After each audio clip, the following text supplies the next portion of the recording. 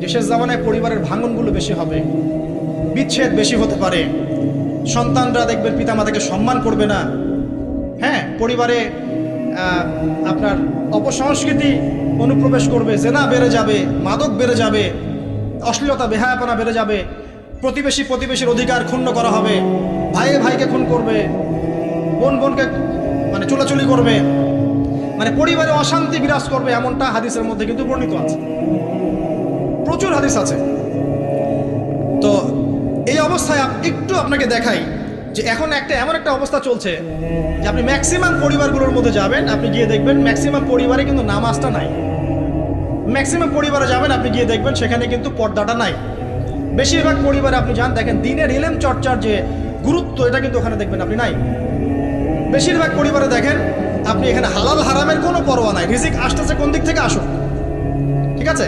বেশিরভাগ পরিবারে দেখবেন স্বামী স্ত্রীর মধ্যে খুব একটা হৃদ্যতা ভালোবাসার বন্ধন পাওয়া যাচ্ছে না, প্যারেন্টিংসগুলো ঠিক নাই, খাবারের উৎসগুলো ঠিক নাই, অপসংস্কৃতি আছে পরিবারে, এখন মাদক ঢুকে গেছে, জেনা ঢুকে গেছে, পর্ন ঢুকে গেছে, ঠিক আছে, এই যে ডিভাইসের এডিকশন ঢুকে গেছে, মানে অন্তর্নিহিত সম্পর্কগুলো, যে হৃদ্যতা ভালোবাসার সম্পর্কগুলো ছিল এবং ইসলামিক নীতি নৈতিকতাগুলো ছিল, এখন এগুলো কিন্তু দিন দিন পরিবার থেকে কমে যাচ্ছে।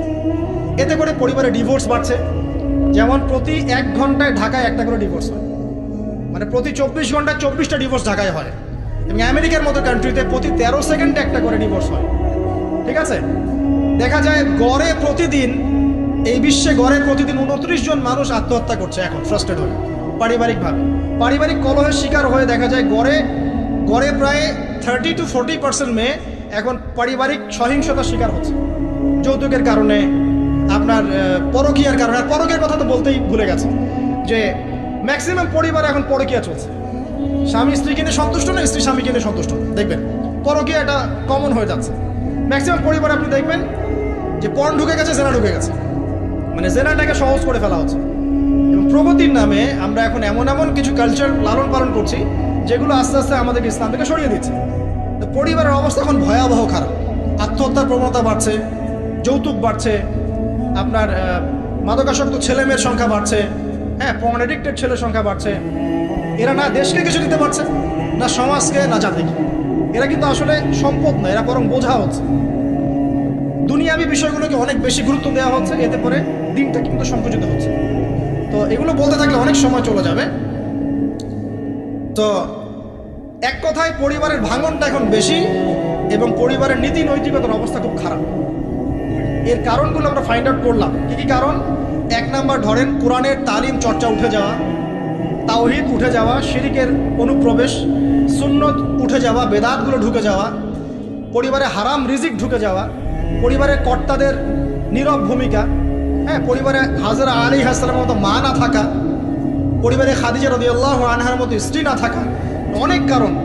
এরপরে বাইরের সংস্কৃতির অনুপ্রবেশ, হ্যাঁ, প্রিন্ট এবং ইলেকট্রনিক মিডিয়ার যৌনতা, এই সব কিছু মিলে কিন্তু পরিবারগুলো ক্রাশ করছে। এতে করে দেখবেন অনেক সমস্যা হচ্ছে। যৌতুক তো বললাম, সবচেয়ে বড় কথা আপোষের যে মিল মহব্বত, ওয়াজআলা বাইনাকুম মাওয়াদ্দাতা ওয়া রাহমা, এটা আস্তে আস্তে কমে যাচ্ছে। পরিবার যখন এরকম ভাঙনের শিকার হচ্ছে, তখন দেখবেন সমাজের মধ্যে স্ট্যাবিলিটি নষ্ট হচ্ছে, এবং এই সমাজগুলোতে আপনি কখনো আদর্শ রাষ্ট্র কায়েম করতে পারবেন না। এখন আসেন, জাস্ট এখান থেকে আমি আলোচনার শেষের দিকে যাব অল্প সময়, যে আমরা এখন কি কি কাজ করলে কিভাবে স্টার্ট করব আর কিভাবে আমরা এটাকে সলভ করতে পারি। এই সলিউশনটা 2 রকম। 1 নম্বর হচ্ছে যারা অলরেডি পরিবারে ঢুকে গেছেন তাদেরকে অন্য জায়গা থেকে শুরু করতে হবে। মানে যারা অলরেডি পরিবারে ঢুকে গেছেন আপনাদেরকে তওবা করে ফিরে এসে আবার শুরু করতে হবে। আর যারা পরিবারে এখনও ঢোকেন নাই, আপনারা এখনও সৌভাগ্যবান। এখন থেকে যদি আপনারা এই নসিহতগুলো মেনে চলতে পারেন, ইনশাআল্লাহ আপনার পরিবারটা 8-10টা পরিবারের মতো হবে না ইনশাআল্লাহ।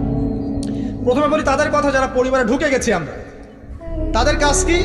তাদের প্রথম কাজ হচ্ছে ঠান্ডা মাথায় বিশ্বের পরিস্থিতি, সমাজ দেশের পরিস্থিতিগুলো নিয়ে চিন্তা করা, ঠান্ডা মাথায়, যে হচ্ছেটা কি আসলে। যখন দেখবো যে না আসলে ভালো কিছু হচ্ছে না, খারাপ হচ্ছে, তখন আপনার ভুলটা কোথায় সেটা আপনাকে ফাইন্ড আউট করতে হবে। আপনার ভুলটা কোথায় ছিল? আপনি এমন কাউকে বিয়ে করেছেন যে ফ্যামিলিস্ট, আপনি এমন একটা পরিবার গঠন করেছেন যেখানে আপনি কোরআনটা চালু করতে পারেন নাই, সবাই নামাজ পড়ছে না, সবাই পর্দা করছে না, হ্যাঁ, নিয়মিত তালিম হচ্ছে না। এখন আপনার কাজ কি? আগে তওবা করে ফিরে আসেন, ফিরে এসে আপনি জ্ঞান চর্চা শুরু করেন। আপনি নিজে রোল মডেল হয়ে দেখান, জ্ঞান চর্চা করে, আমল করে, পর্দা করে ইসলামের জন্য কিছু করে একটা রোল মডেল স্থাপন করে দেখান, দেখিয়ে পরিবারকে আহ্বান করেন যে তোমরাও এদিকে আসো। এবং আপনার যত ক্ষমতা আল্লাহ পাক দিয়েছেন পরিবারে, অর্থনৈতিক ক্ষমতা বা স্বামী হিসেবে ক্ষমতা, বাবা হিসেবে ক্ষমতা, এটা আপনি পরিবারে প্রয়োগ করেন, প্রয়োগ করে পরিবারটাকে লাইনে আনার চেষ্টা করেন। এরপরে চেষ্টা করতে করতে করতে করতে যদি কোনো কাজই না হয় শেষ পর্যন্ত, অ্যাটলিস্ট আপনি আপনার দায়িত্ব পালন করেছেন, এখন তাদের ভার আল্লাহর হাতে ছেড়ে দেন, আপনি আপনার কবরের ফিকির করেন। ব্যাস, যার যার হক তাকে তাকে দিয়ে দেন, নিজের হকটা আল্লাহর কাছে চেয়ে নেন। আর দ্বিতীয় হচ্ছে তারা যাদের পরিবার এখনো শুরু হয়নি, আপনারা কিভাবে স্টার্ট করবেন। প্রথমে বলবো জ্ঞান চর্চা এখনই করে নেন, জ্ঞান অর্জনটা এখনই করে নেন। পরিবার গঠন হয়ে গেলে অনেক রেসপন্সিবিলিটি আসবে, তখন ডিফিকাল্ট। তো জেনারেল লাইনে পড়া, ইসলামিক পড়া একটা ব্যালেন্স করেন। আমি বলছি না জেনারেল পড়া ছেড়ে দেন, আমি এটা কখনো বলি নাই। ওটা পড়াশোনা করেন, ইসলামিক পড়াশোনাগুলো করেন, একটা ব্যালেন্স করেন। করে আপনি 5 ওয়াক্ত নামাজ শুরু করেন, আল্লাহ রাস্তায় সময় লাগান, কোরআন তেলাওয়াত করেন, আলেম ওলামার সোহবতে যান, হ্যাঁ, আত্মশুদ্ধিমূলক কাজ করেন, সমাজ কল্যাণমূলক কাজ করেন। পাশাপাশি আরও বলবো যে দিনই কাজে ব্যস্ত থাকেন, দিনই কাজে ব্যস্ত থাকেন, ভালো কাজে ব্যস্ত থাকেন। এভাবে নিজের ভিতরটাকে আগে পরিশুদ্ধ করে নেন।